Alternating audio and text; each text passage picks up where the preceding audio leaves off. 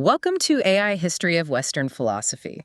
Today we're embarking on quite an extraordinary journey, actually, back to 5th century BCE Athens to meet one of the most, enigmatic and truly radical thinkers of his time, Antiphon the Sophist. He really is fascinating. A bit of a puzzle. Definitely. But before we really dive in, just a quick but honestly crucial note for all of you listening. Right. Important disclaimer time? Yeah. AI-generated content, specifically this podcast you're hearing, well, it confabulates. It can present ideas as fact when they might not be quite right. And although our subject is philosophy, we want to be clear, we are not philosophers ourselves. No, definitely not academic philosophers. AI History of Western Philosophy's mission, beyond pointing you to the original sources, which we always encourage, is really to experiment with philosophy as material. Yeah, to play with the ideas, generate maybe some new possibilities for thought. Exactly. So keep that in mind as we go. Today, we're exploring a philosophy that, it's incredible, really, seems to speak so directly to some of our most contemporary debates. It really does. Especially around objective reality versus social constructs. It's almost as if Antiphon was some kind of time traveler, you know? Right. Building this framework that somehow anticipates and even kind of cleverly sidesteps the very critiques we level against modern social constructivism today. Only to run into a whole new set of fascinating and, unexpected problems of his own. And what's truly fascinating here, I think, is how Antiphon just forces us to confront these really foundational definitions. You know, what is given versus what is made. Ah, yeah, the core distinction. Precisely. For him, the world was pretty clearly bifurcated. You had nomos on one side. Okay, nomos. Which for him encompassed basically all human-made stuff. Laws, customs, traditions, the whole social realities, local, contingent, artificial, basically. Made up. Made up, exactly. Yeah. And then on the other side, you have physis. Nature. Which represents the necessary, the universal, the objective reality that just exists, independently of human tinkering.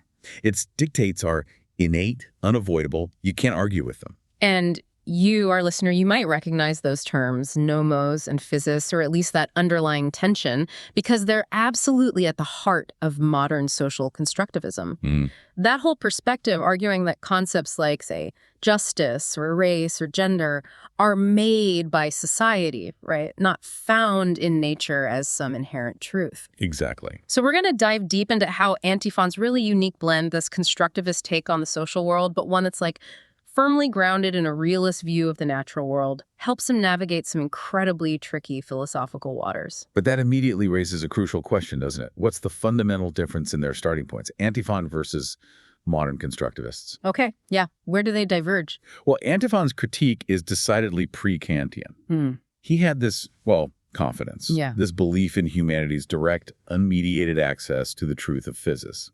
Like you could just look and see nature's truth. Pretty much, yeah. Whereas modern constructivism, that's very much a post-Kantian thing. It's deeply skeptical about our ability to truly access reality in itself, the thing in itself. Right, reality independent of our perception. Exactly.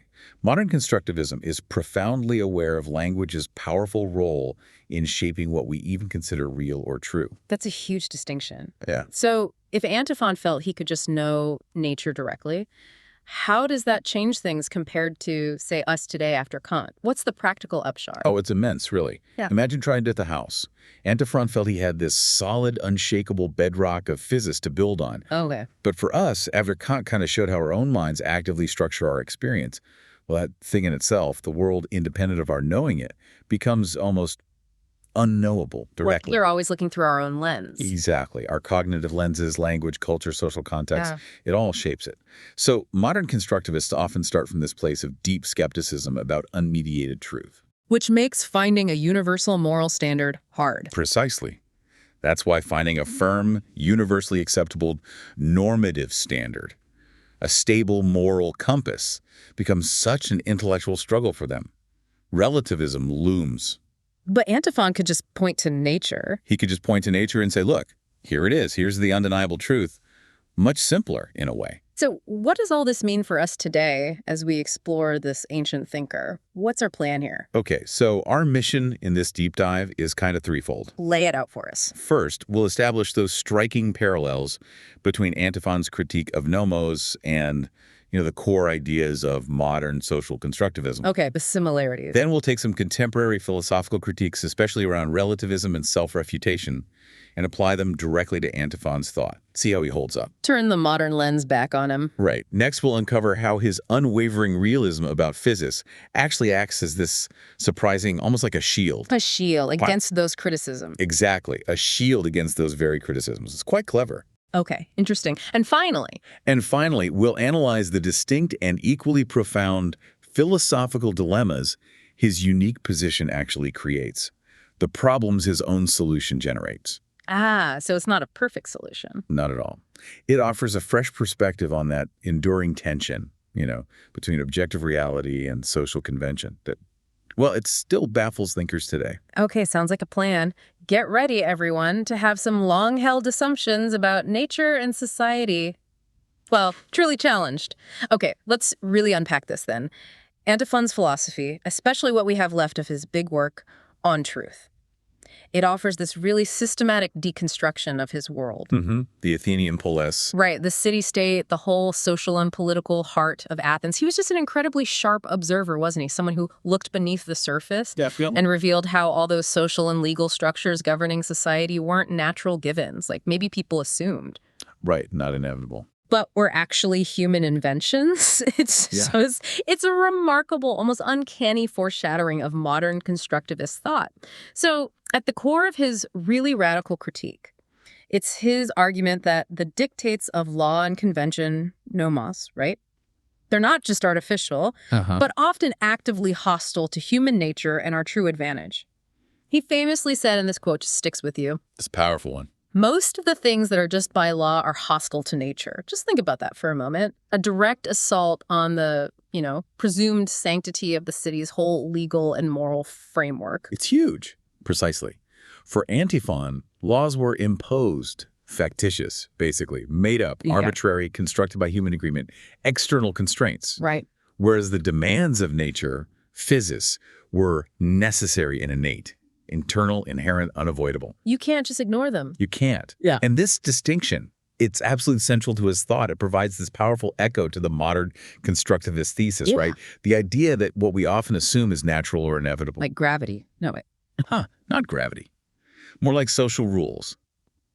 What we assume is natural is often just a product of contingent cultural, historical, social forces. Okay. It's like peeling back the layers of wallpaper to reveal the bare studs and wiring underneath what you thought was a solid wall. And he gave specific examples too, right? He wasn't just talking abstractly. Oh, yeah, absolutely. He looked right at the Athenian law courts, the very mechanism of justice, and saw what he considered a fundamental injustice woven right into their structure.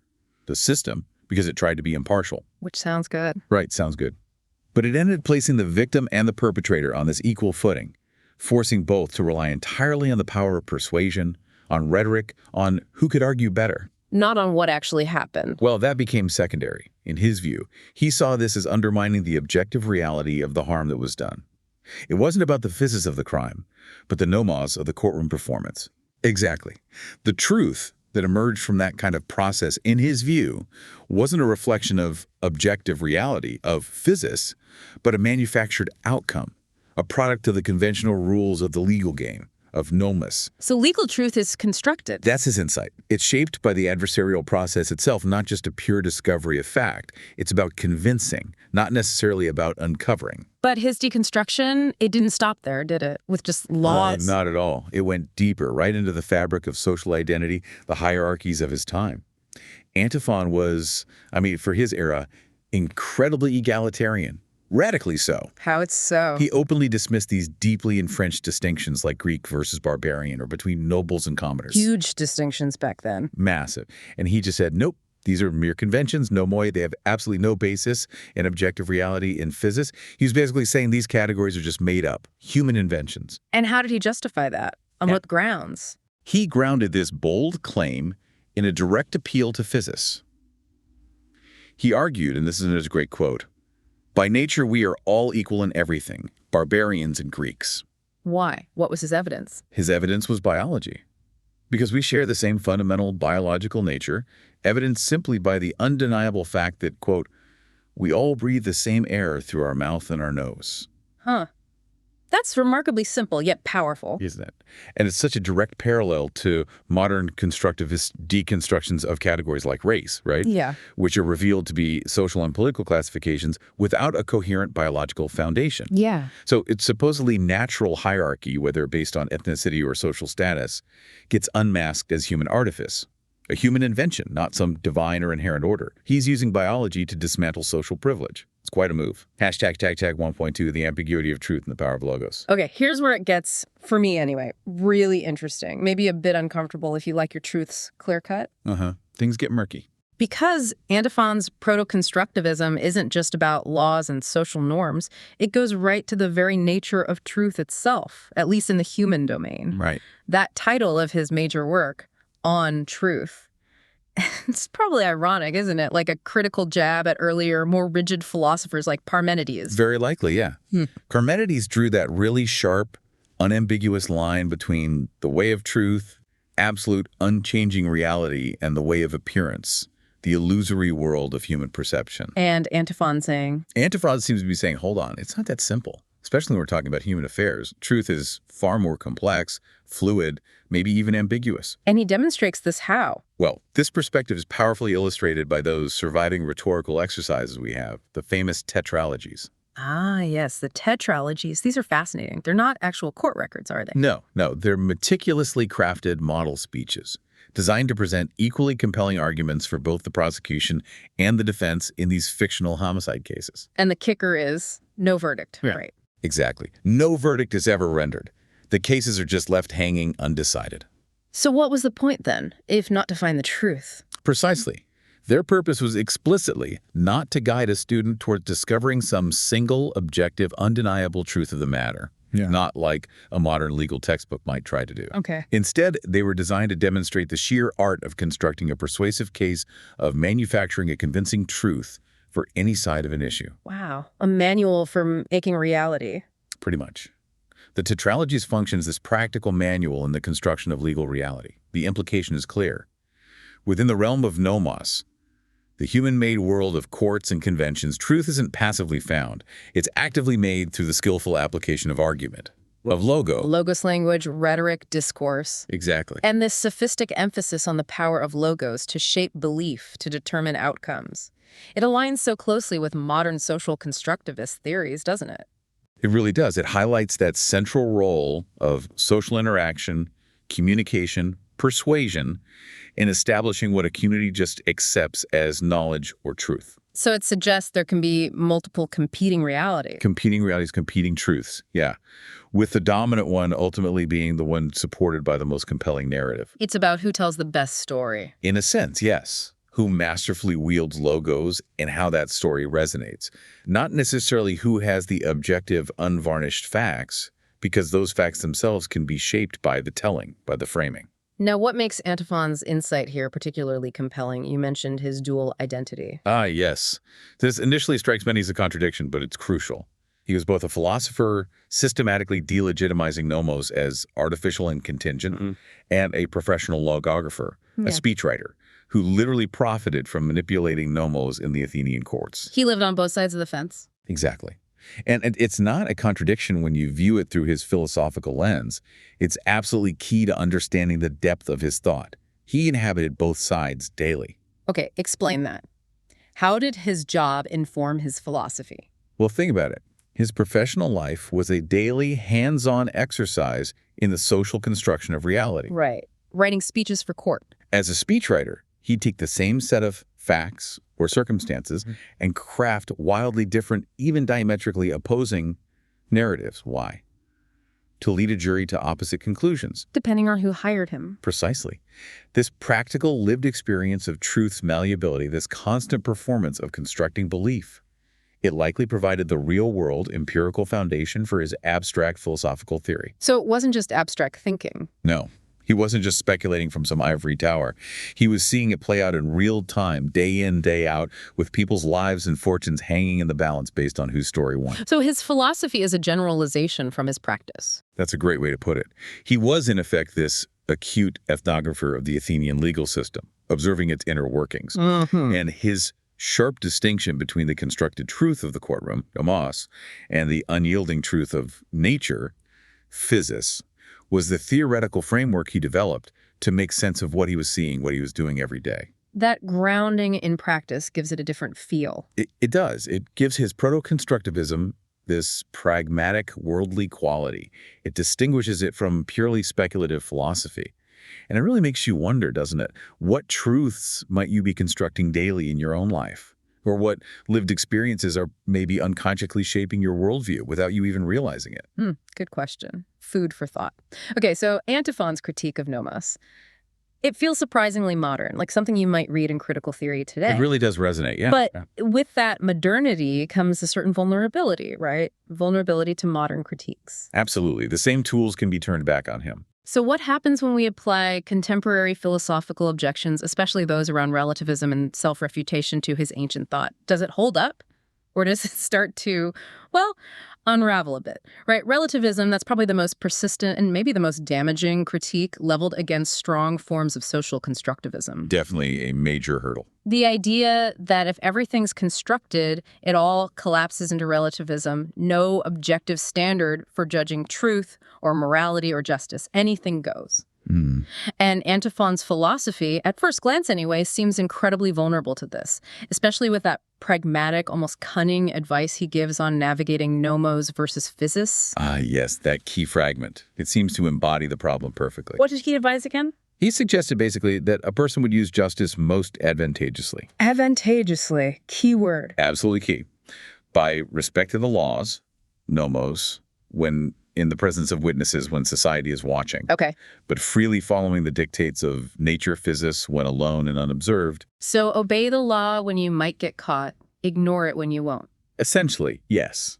His reasoning was purely utilitarian, purely pragmatic.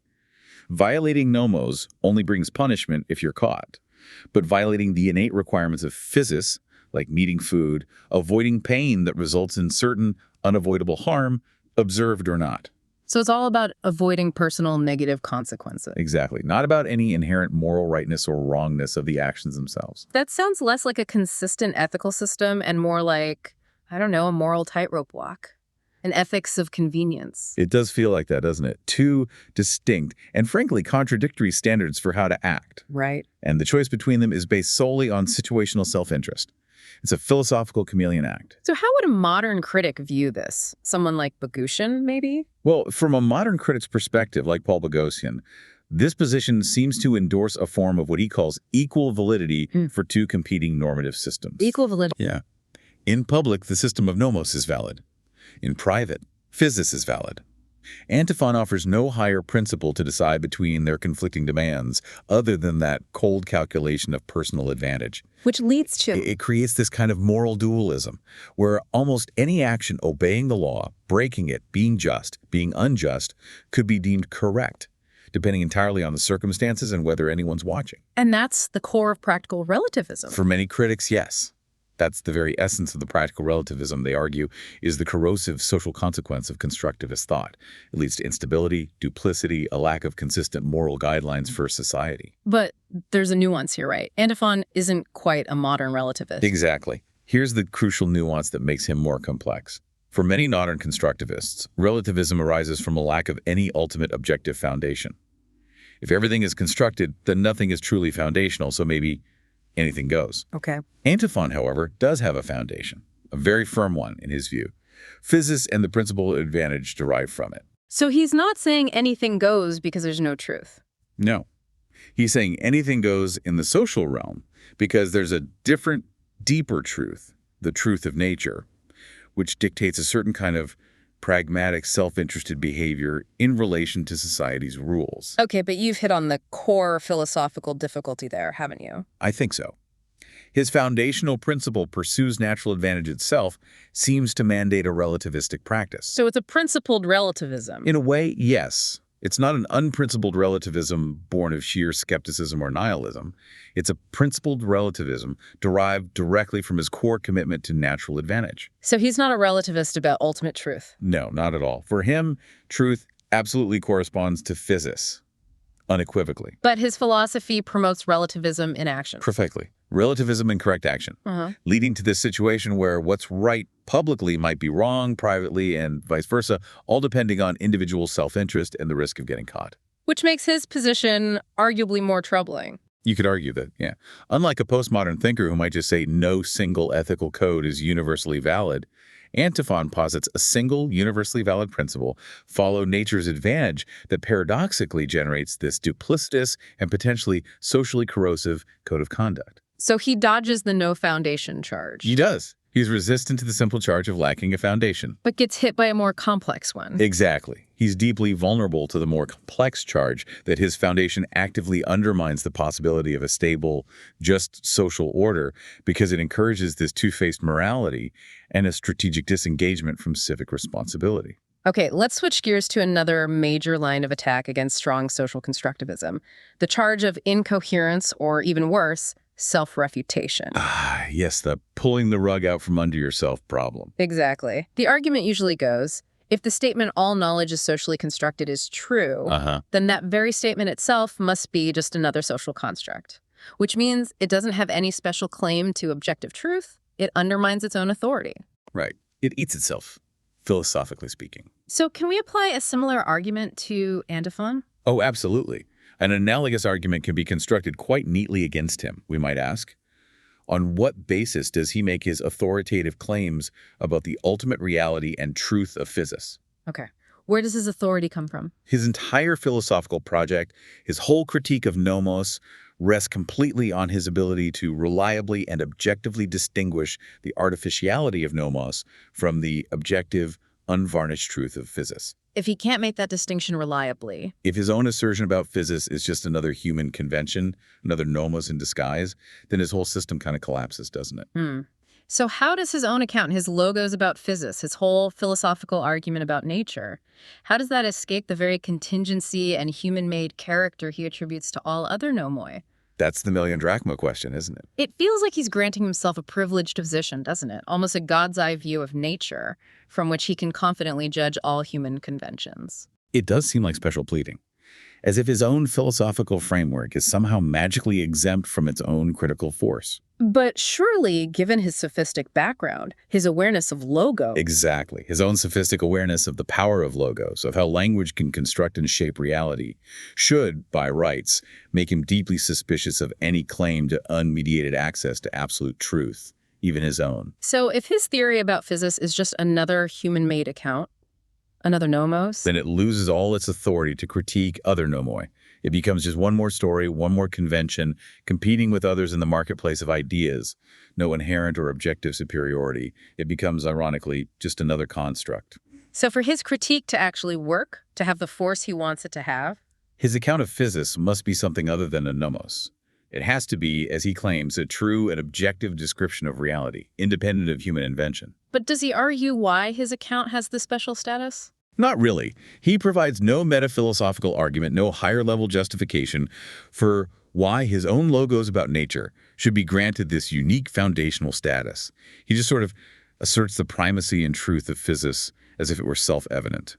A given. Which seems inconsistent. Well, a truly consistent application of his own profound skepticism about human conventions would seem to require him to be equally skeptical of his own ability to have grasped the absolute truth of nature. Which would undercut his whole project. Precisely. It's a really tricky bind.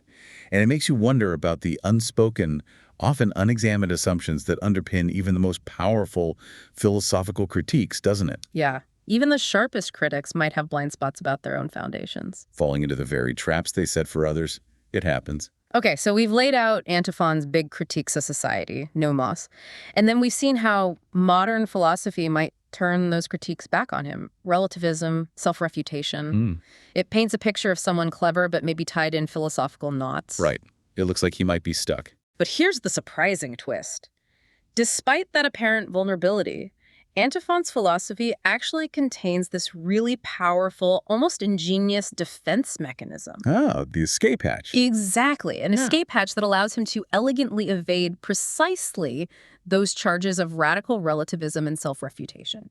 And how does he manage that? It's not some complex argument about knowledge, is it? No, surprisingly not. It's much more fundamental, much more direct. It's just A steadfast, foundational, metaphysical realism. Okay, realism. What does that mean here? Unlike so many modern constructivisms, which are often built on, or at least emerge from, this deep skepticism about objective truth, Antiphon's entire philosophical project is built on what he sees as the solid, unshakable rock of physis.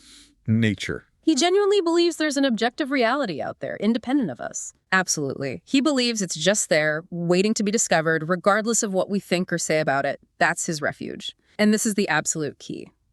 Antiphon's thought doesn't collapse into that relativistic quicksand because it's firmly anchored in an objective external reality, the reality of nature. Okay, physis is the anchor. Right. He consistently characterizes physis as necessary and innate.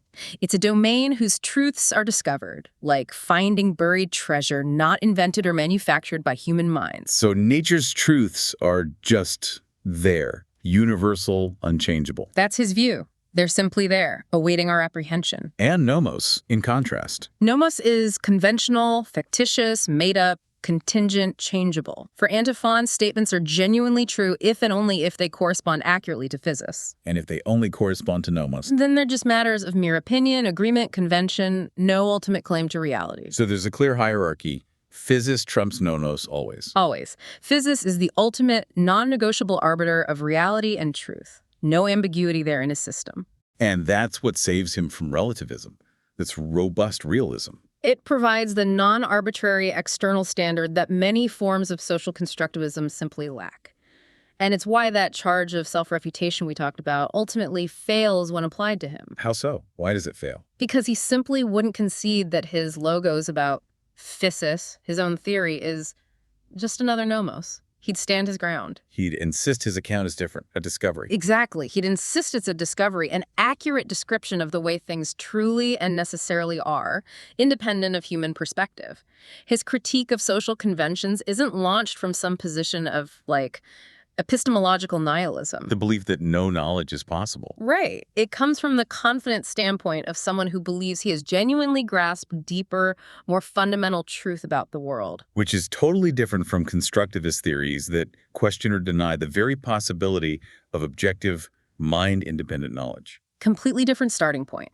Antiphon's philosophy aligns more with what Paul Boghossian calls the classical picture of knowledge. Okay, which upholds? Which upholds an objectivism about facts. The view that the world is what it is, largely independently of us and our beliefs about it. And it's that objectivism that insulates him. Precisely. It insulates him from the charge of building his worldview on philosophical sand. It gives him that firm external footing from which to launch his critiques. Okay, to make Antiphon's solution here even clearer, we can actually use this really insightful conceptual tool from a modern philosopher, Ian Hacking. Ah, Hacking's distinction. Yeah, that's useful here. The distinction between interactive kinds and indifferent kinds. This framework really helps delineate what Antiphon treats as constructed versus what he treats as real. It brings a lot of clarity. Absolutely. So interactive kinds. Yeah. These are categories, especially categories we apply to people, where the very act of classifying someone actually interacts with and can change the people being classified. Okay, give an example. Well, Hacking talks about diagnostic categories, like multiple personality disorder back when it emerged, now called dissociative identity disorder. When that category gained prominence, it provided this new framework for people to understand, experience, maybe even express their psychological distress. It potentially altered their behavior, their self-conception. The label itself changed the person. In a way, yeah. This dynamic feedback loop between the classification and the classified subject is what Hacking calls the looping effect. The label influences the labeled. And Antiphon's nomoi, his social categories, laws, customs, these fit perfectly here, don't they? They're perfect examples. Almost textbook cases of interactive kinds. Categories like citizen, barbarian, just man, slave. These weren't just neutral descriptions. Not at all. They weren't neutral descriptions of some pre-existing natural fact. They were powerful social roles created by convention, by nomos. And they shaped people's lives. Profoundly. These classifications actively shaped identities, dictated expected behaviors, structured the entire social reality. To be labeled a barbarian in 5th century Athens wasn't just a descriptor, it was to be placed to a social kind. That carried with it this whole host of prescribed limitations, expectations, often prejudices, which, in turn, influenced how you were treated. the opportunities you had, maybe even how you ended up behaving. Your social being was constructed by that label, by the nomos.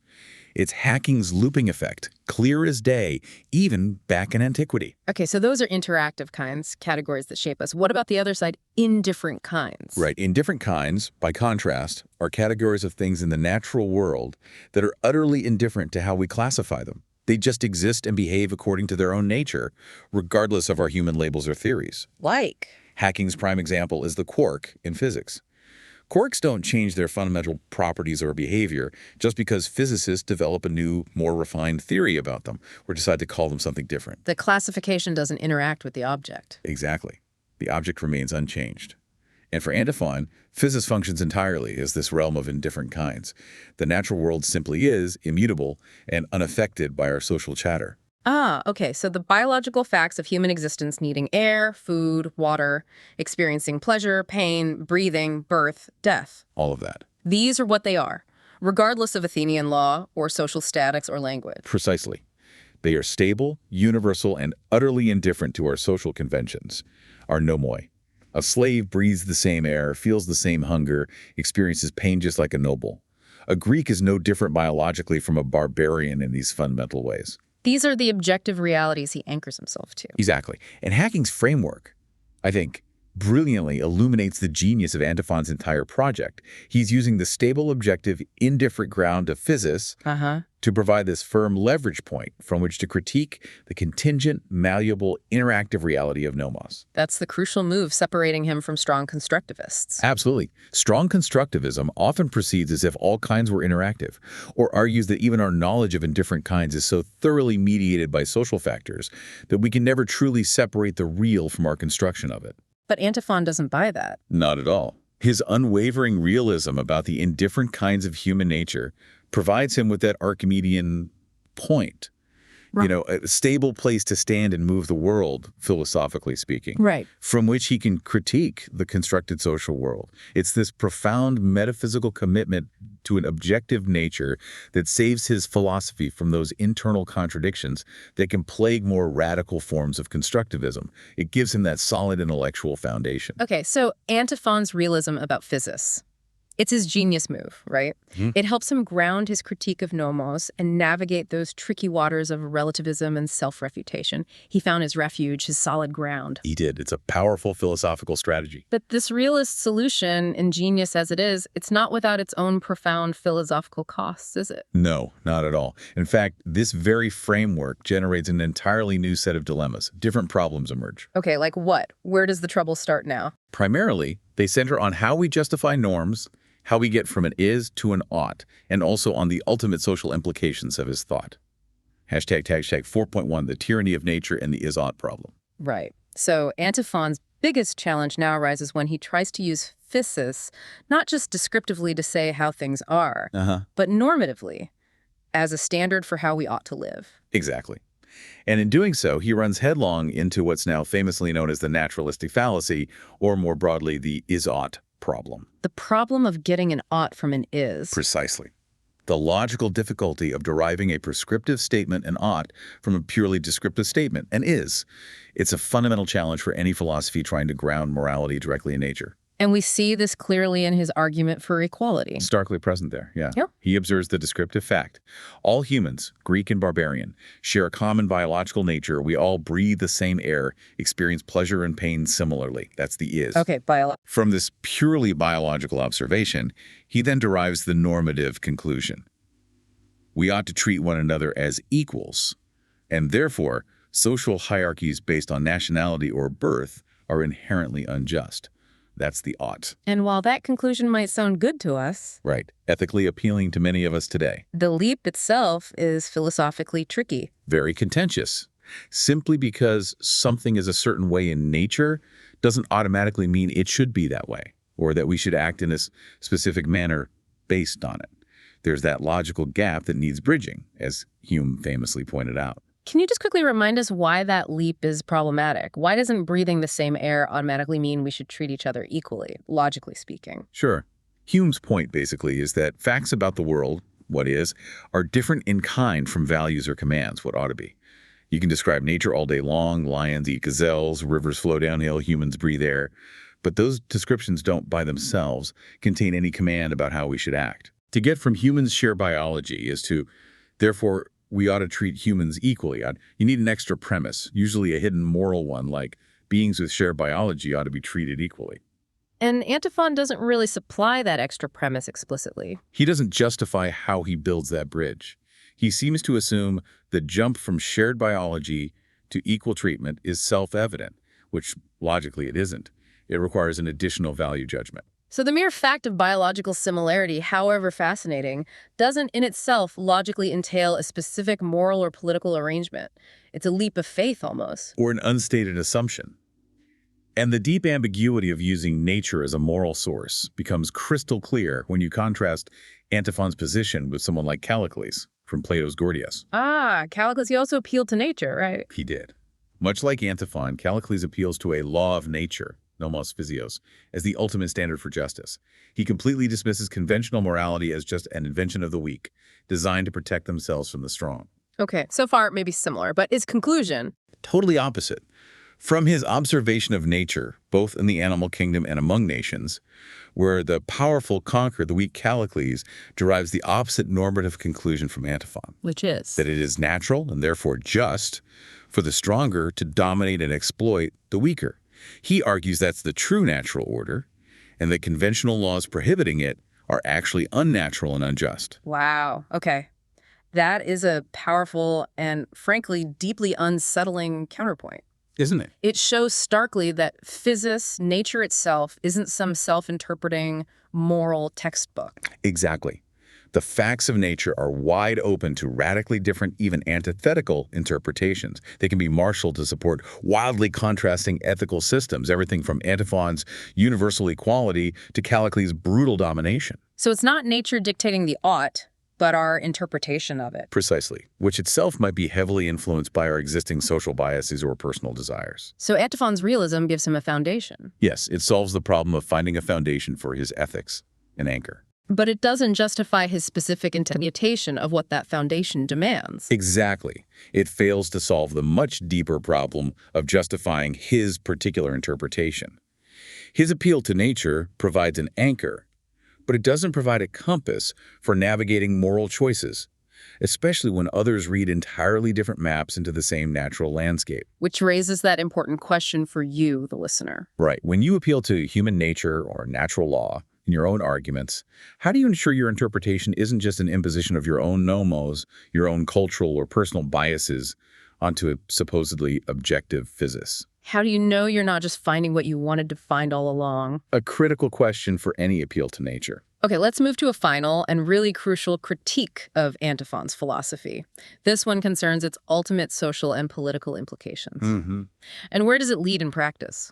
When you pull back and look at his whole framework, it becomes pretty clear that it's profoundly oriented around figuring out what is advantageous for the isolated, self-interested individual. Yeah, the focus is very much inward, on the self. It feels like a philosophy of me first, almost, just dressed up in ancient Greek robes. That's a fair assessment.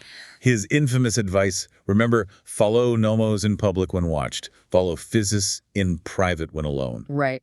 The two-faced strategy. It's essentially a survival manual for a strategic, purely self-interested agent, someone navigating a social world that they perceive as fundamentally hostile, artificial, and ultimately, well, disposable when it doesn't serve their personal ends. So the focus is just on evasion and personal gain. Pretty much. Avoiding punishment, maximizing individual advantage, not on collective well-being or social reform or creating a truly just community. It's a philosophy of cunning and self-preservation above all else. It takes an almost a social turn. And how does that compare to, say, modern social constructivism? Well, it stands in really stark contrast to the motivation behind much of modern social constructivism. While contemporary constructivist analysis is definitely a tool for deconstruction, for pulling apart what we assume is natural, its purpose is often to clear the ground for reconstruction. Reconstruction, meaning? Meaning revealing the contingency of oppressive social structures like those based on race, gender, class, in order to then build a more just, more equitable, more inclusive society. Modern constructivism often aims to improve the collective experience, to liberate groups. So it uses deconstruction for social change? Often, yes. Modern constructivism, for all its theoretical complexities and internal debates, is frequently deeply invested in the power of the social desired to effect positive, transformative change. But Antiphon's deconstruction of nomos doesn't lead there. No. It leads not to a vision of a better, more natural society or to social liberation, but rather to this strategic and somewhat cynical disengagement from the social sphere. It doesn't offer a positive social vision. His philosophy provides no blueprint for a just community grounded in physis. It only offers a rationale for the individual to disregard the community's rules and obligations whenever it's personally advantageous to do so. It essentially encourages a kind of social apathy or duplicity or even outright exploitation.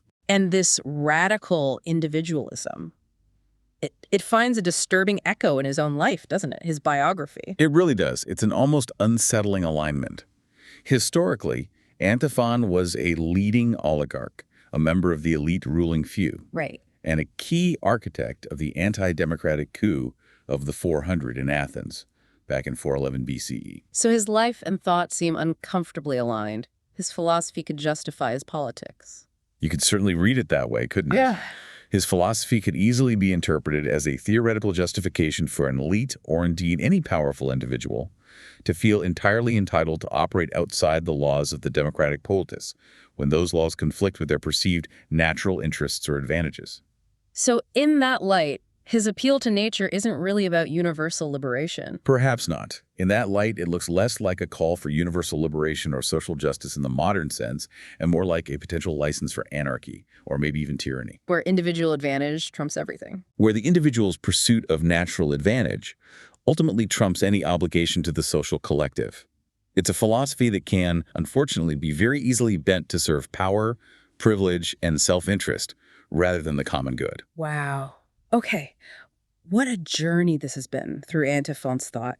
He really emerges from this analysis as this figure of profound philosophical complexity, doesn't he? Absolutely. He occupies this truly unique and incredibly instructive space, right at the intersection between ancient realism and what we now call modern constructivism. He is, in essence, maybe a realist wrapped in constructivist clothing. That's a great way to put it. A realist in constructivist clothing. His philosophy presents this kind of dual-face critique. Okay, two faces. One face, turned towards the bustling Athenian city, is that of a sharp social constructivist, unmasking the laws, customs, identities of the polis as artificial, contingent, human-made creations nomoi. The deconstruct. Right.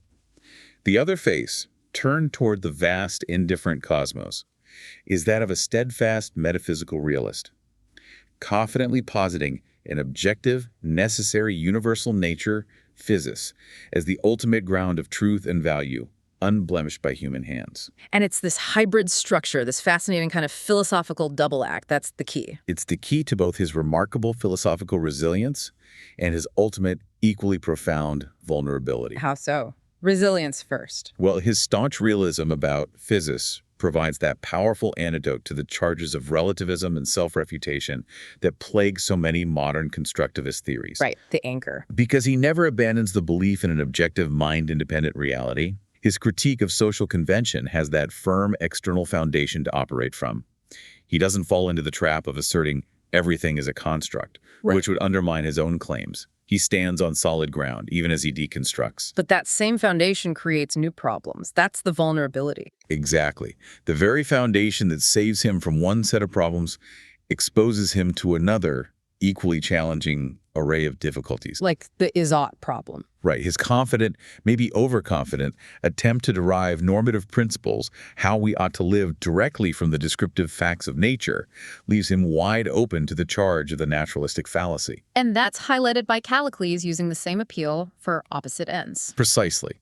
A problem made acutely clear by the fact that other thinkers could, and did, use the very same appeal to physis to justify radically different, even diametrically opposed ethical and political conclusions. And the other vulnerability. His relentless focus on individual advantage derived from his understanding of nature. It ultimately results in this deeply asocial, if not overtly antisocial, philosophy. The philosophy of evasion. Exactly. It's a philosophy of evasion, strategic compliance, and personal gain, not one of collective reform, social justice, or communal flourishing. So what's the enduring significance of Antiphon then? Why grapple with him today?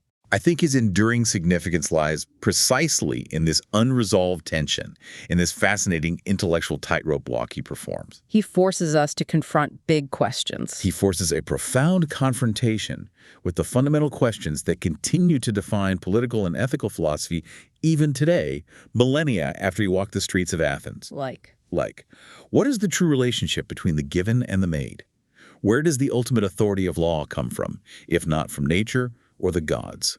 Is there a universal human nature? And if so, what actual moral or political obligations does it truly entail for us? and he doesn't give easy answers. No easy answers at all. In fact, he complicates them. Instead, he offers this radical, unsettling, and profoundly insightful perspective that demonstrates the immense power of philosophical critique to destabilize our most cherished assumptions about the world we've built for ourselves. So he challenges us, the listeners. His thought challenges each of you, our listeners, to think critically, rigorously, and perhaps uncomfortably about the true foundations of your own beliefs and the societies you inhabit. This exploration of Antiphon has definitely been a mind-bending journey. It really shows how these ancient ideas can echo and challenge and maybe even clarify our modern understanding of the world. Thank you for joining us on this deep dive into AI history of Western philosophy. And we truly encourage you to reflect on Antiphon's challenging legacy. What are the physis-like foundations you implicitly rely on when you critique the nomos of your own world? What are my unquestioned assumptions? Exactly.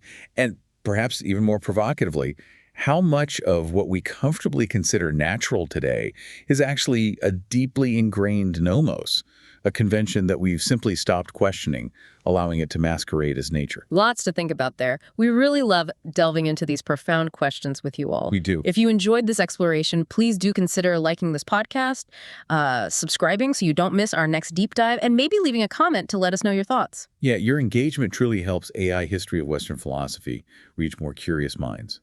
Absolutely. Until next time, keep questioning, keep exploring, and keep thinking.